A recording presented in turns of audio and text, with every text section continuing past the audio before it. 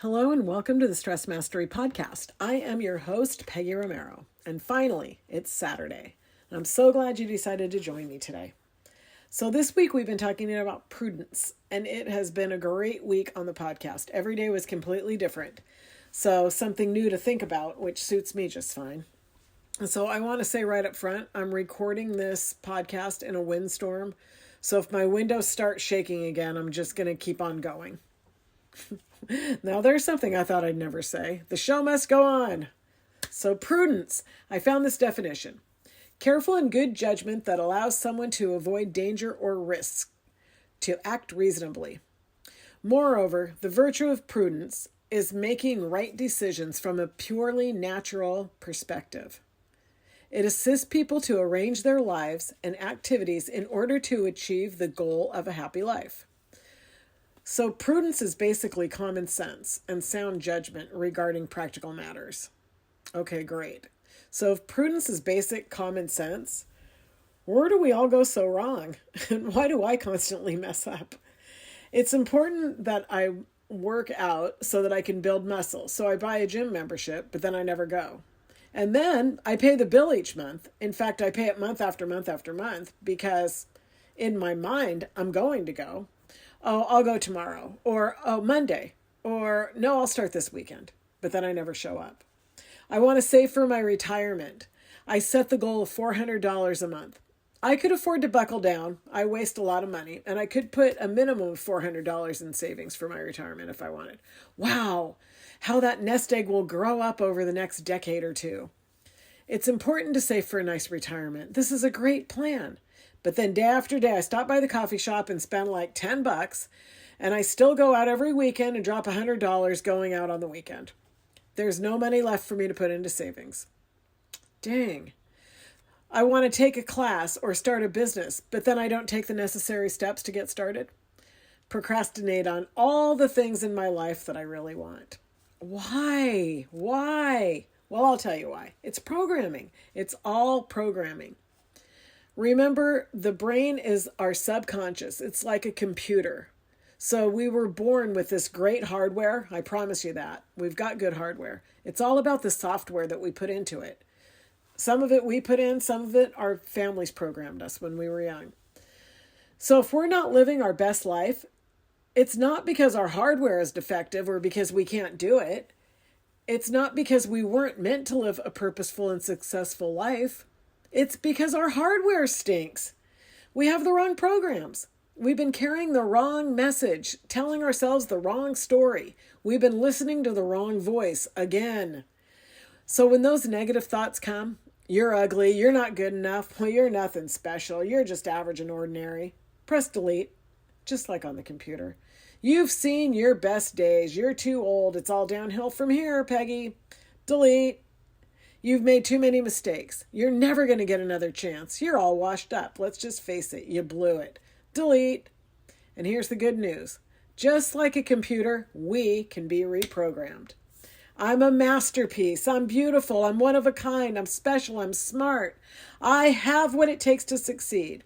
In fact, I'm whole, perfect, powerful, and strong. I'm loving, harmonious, and happy. I'm healthy and peaceful, and blessings are chasing me down.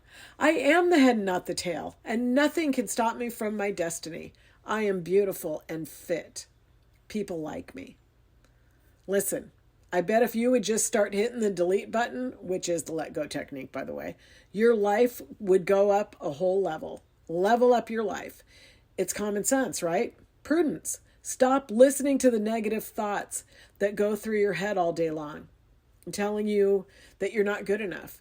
You can't go through the day thinking negative thoughts and expect your life to be good. Putting in crappy stuff, you're going to get crap out. Sorry, Jenny, I said crap. The body supports the mind. If I think lousy stuff, I'm going to feel lousy. It's as simple as that. And by the way, the body can't go to the gym if the mind doesn't want to either. So clean it up, people. Your life is going to follow your thoughts. We got to have good thoughts. And remember, most of the time when you're thinking, it's actually the ego thinking. It's your ego encouraging you to stop and get the coffee. We can start saving money tomorrow, it'll tell you. It's only $10. It'll be okay for one more day. It's your ego telling you to hit the snooze alarm instead of getting up early to do your green focus power hour and set the day. It's the ego telling you that you don't need to go to the gym. You can start tomorrow. Mañana, don't worry. We all know tomorrow never comes. Prudence is not wanting to get up, but getting up anyways. There is common sense in it. So the true you that says, of course I'm going to get up and go to the gym because I can't build muscle laying in bed. I'm well able to achieve my goals. I'm healthy and strong. I'm amazing. I have wonderful habits that support my growth. I love to make my coffee at home because I can see myself saving. When positive supporting ideas are rolling through your mind, that's you. When the ego starts the negative chatter, turn it off. Press delete button. This is where awareness comes in. You got to notice. Oh my gosh, awareness is so valuable. In fact, I think awareness is the key to taming the ego. But first, you got to be able to catch the negative chatter, right? You know, I have to admit sometimes, not very often, but I can lose my fire, like my enthusiasm for a day or two. Those negative thoughts were playing over and over in my mind. You're a failure. You let people down again. You've seen your best days. Well, thank heavens, Bill taught me what I'm trying to teach you. My software was corrupt. It wasn't me. Like a virus, negatively spreading all through my whole life. One nasty thought led to another and then another, over and over. But in coaching, I learned to start deleting those thoughts that were screaming, Peggy, you're a failure. You don't deserve anything.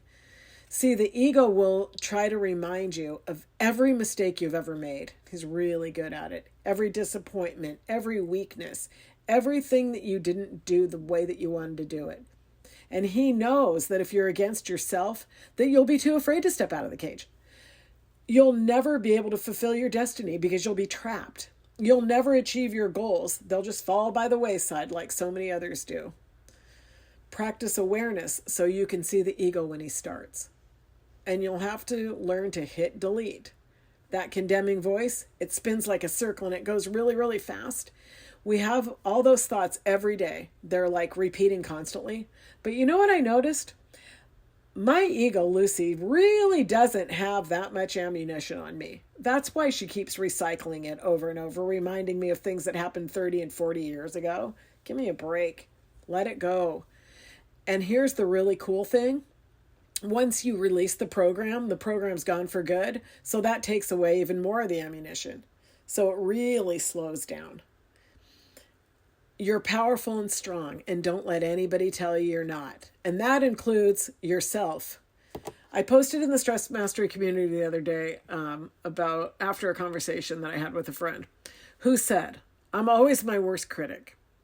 You know, I actually don't think that's true anymore.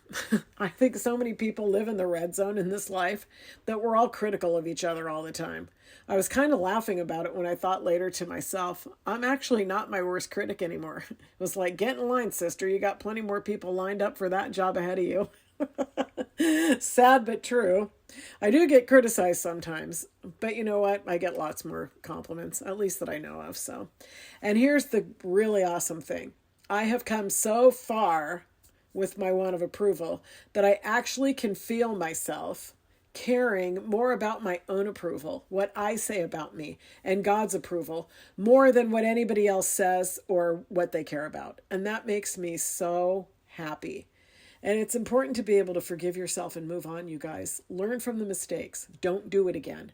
That's prudence. So I'm going to tell you guys about my sister. She gave me her permission. I just talked to her earlier today. My sister is so smart and so ingenious and so clever and strong and determined. Oh yeah, and resilient. So my sister met Bill at a mastermind, ended up coaching with him, and it changed her life for the better. Like you could just see stress pour off of her. You could see how happy and contented she was. I noticed she lost 40 pounds immediately. But besides that, her face looked different. She had a glow about her. She changed her perspective on life. She no longer butt into everything that was going on. She was so much less controlling. And now she lives exactly the life that she wants to live. She let go of the stressful life that she used to live, the rat race that she was in, and chose a life that serves her. She has a life she loves. So my sister has started 2 or 3 businesses from scratch. As a matter of fact, one of them started with just 1 bottle of lotion. She has changed her LAC program, and she doesn't know how to take no for an answer. She's really smart with her money. She loves people and she helps people. She's amazing. But there's the thing that you would never know about her unless you've known her for your whole life like I have. So let me tell you again, I did get her permission to tell this story because I would never disrespect her or her privacy. So she was in the, I don't know what to call it because nothing's politically correct anymore, but the dunce class, I guess, in school. I know that's not the right term for it. I don't know what word is. Special needs. Challenged. When we moved to New York, she was in the 2nd grade. And I'm not sure, maybe she was traumatized by the move or something. I don't know. We moved on her 6th birthday, I think. We moved on her birthday, either 6th or 7th. But for some reason, she got put into this class with kids who didn't know anything. Like, they didn't know. They didn't know their letters or numbers or anything. And I used to go visit her in that class, and she didn't talk while she was in there. So I don't really know, like, what the teachers thought. But she got through school and everything. Well, then we ended up moving back. So she started doing good in school. She went to high school in Oregon as a freshman, and she got all A's and B's. It was so important to her that today on our phone call, she remembered exactly which classes she got what grade in. But then she went into the 10th grade. After doing that good in 9th, all A's and B's, they put her back in one of those classes again. So she's in a homeroom class full of people who didn't know how to read or write. She was learning like basic grammar, nouns and verbs and stuff. I'm sure she was put in there on accident. But she had so little self-worth and self-esteem, probably from being in that class early in her life, that she never told anyone about it. She didn't even tell our parents. She just stayed in that class her whole year without doing anything about it. But then she cut the class because it was a waste of her time, and she was embarrassed, of course. And she also had that same teacher for economics, which is a class that she would absolutely love. I mean, it's right up her alley. But she also cut that class as well because she didn't like the teacher, but I'm sure that was because she associated him with the problem class. So now the years go by and she's a senior. And when she's supposed to graduate high school, she couldn't because she was 1.5 credits short. So do you realize that those 2 credits that she would have earned from those classes would have helped her graduate? But instead, she ended up dropping out of school. No self-esteem, no self-worth, not even enough, I guess, self-worth or value in herself to say, what am I doing in this class? I just got A's and B's last year. But it's programming. Programming. On top of the programming that she held in mind from being in the class in the 2nd grade, we were also raised with the program that you don't ever question your elders or other people in authorities. Not a teacher or police officer, not a principal, not an aunt or an uncle, certainly not your grandparents or a priest or anybody at the church. Do as I say, not as I do. Just do it. Programming. Delete. We have to learn to let go of that stuff. Get it out of our minds and out of our hearts. Then we can reprogram ourselves with thoughts that do serve us. Aren't you so happy that that's possible? Because I am. I could do it, and my sister did it, and so you can do it too. We have to let go of the programs that no longer serve us.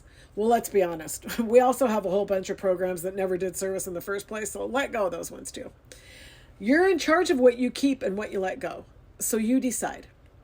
Sometimes it's not even our own thoughts that are holding us back. I hate to say it, but sometimes the negative things that other people say or have said, they're like seeds that got planted, and we dwell on them over and over, year after year, and after a while they take root.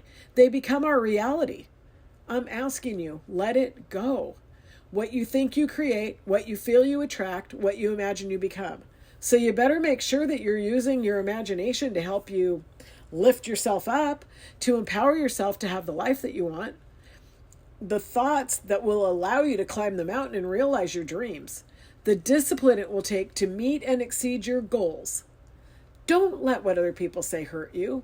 Let it roll off your back. Think what you want to think. Believe in yourself. People have said hurtful things to me, even recently. I can already tell you right now she's going to fail. She's not going to stick to her plan. I realize that there will always be people telling us what we can or cannot do. Everybody doesn't have to believe in you. Only you have to believe in you. They don't know what it's going to take you to succeed. It doesn't matter if they think the dream's too big. It doesn't matter if they don't think that you have what it takes to win. Don't take it in. Don't allow it to become a story. A negative story can become a really strong program. A story may be what's keeping you from your destiny right now. You know, I know so many people who were put down when they were young, and it's impacting their life negatively to this day as grown adults, middle-aged people, still holding on to what their parents said or what their second grade teacher said. Negative stories from being on the other side of the track can hold us back, or the wrong side of the track, whatever. Just like being in a family from the right side of the track can help live a more positive and fruitful life. I mean, it can go either way, because I'm telling you, with prudence, common sense, we can overcome whatever our childhood was. Many of us come from dysfunctional homes or dysfunctional relationships that we got into in our adult life. It doesn't matter what they told you. Maybe you've heard your whole life that you weren't pretty enough, or you're not strong enough, or you're not smart enough. Maybe your own parent told you you would never be successful. Sorry if they did. A friend or coworker assures you that you're going to fail if you try that crazy plan. But instead of hitting the delete button, instead of letting it go and reprogramming, you played it over and over, and now it's keeping you from even trying. That may be what's keeping you from achieving your goals. Could it be that you don't really believe that you can do it? Remember, the ego's crafty. We were never made to change. We were made to stay in our comfort zone. And if you haven't done this already, consider this. Take an inventory of your thought life. I hope that you've already done this, because if you've been listening to Stress Mastery, you know how important this is. Awareness, right? Figure out, what thoughts do you keep dwelling on? What do you believe about yourself? How about this? What do you believe about yourself in all 5 life categories? This is a great exercise. Career, finance, health, relationships, and spiritual and personal development. Where are you really at? Ask yourself, where did those thoughts come from? Are those beliefs true? Are these my thoughts, or are they my ego's thoughts? And the ego is trying to survive, and don't you ever forget it. He's just waiting for the opportunity to pounce on you. That's why we need awareness so much. Who told you that you weren't talented? And who are they to decide that? Who told you that you're never going to be successful? By whose standards anyways? Who told you that you've made too many mistakes and that you don't get another chance? I mean, says who? It's not too late to delete those thoughts. Next time they come up, it's a program. It activates. And now you have the opportunity to release it. So let it go for once and for all. That's what my sister did after all those years of defeat. After all that time of like a lifetime of not enough, decades of feeling less than, inferior, and not smart enough, all because of a mistake that had been made like 40 years earlier. I have no idea, who made the mistake, but then to make it twice. She was never even behind on her work. She didn't ever belong in a class, but that's where she was.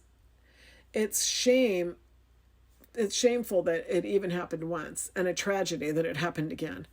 The second time just reiterated what she had already been afraid of, what she was already ashamed of. I know today that she has the confidence, and she would have marched into the principal's office or the counselor or whatever and said, "What in the hell am I doing in a class with kids that don't know how to read? I know how to read well. I just got all A's and B's last year. I'm not going to learn anything in there. Surely this is a mistake. Please put me in the correct class." So what's holding you back? What are you afraid of? Why are you still letting that fear dictate who you are today? Why are you allowing an old program to run the whole stinking computer of your life? It's time to press delete on all the programs that don't serve you. Let's clean up your software. That would be prudent. It's common sense. So according to Wikipedia, the function of prudence is to point out which course of action is to be taken in any concrete circumstances. So this is discipline. This is knowledge and judgment. Good decision making in any circumstance, right? So you're not going to buy the expensive coffee and waste money going out to dinner if you're trying to save. If you want to build muscle, you're going to go to the gym and work out. So all the discipline that it will take in order to change every category in your life is prudence. The virtue of prudence is about making decisions from purely natural perspective. It assists people to arrange their lives and activities in order to achieve the goal of a happy life. Wow, that's a mouthful. So if prudence is a virtue, then we will set our lives in accordance to our goals. We will set ourselves up for success. We won't live next door to a bar if we don't want to drink, and we won't pick up a handful of M&Ms and pop them in our mouth just because they're on the table if we're trying to lose weight. We will have the discipline to go to the gym. In fact, we'll enjoy it. And we'll skip the expensive coffee and make a cup at home because it feels so great to have money in the bank. So, in closing, I'm going to give you some synonyms for prudence. Diligence, discretion, foresight, frugality, judgment, and tact. We can use one or all of these when we set our day. They're important when setting goals and plans for ourselves.